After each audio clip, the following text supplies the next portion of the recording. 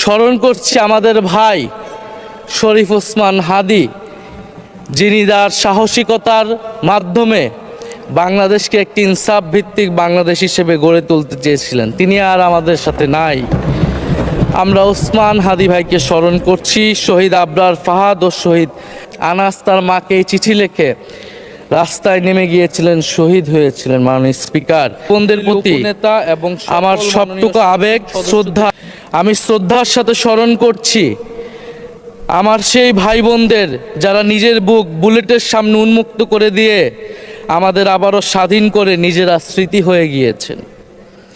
আমরা তাদের শাহাদাত কবুলের জন্য মহান আল্লাহর কাছে দোয়া করছি।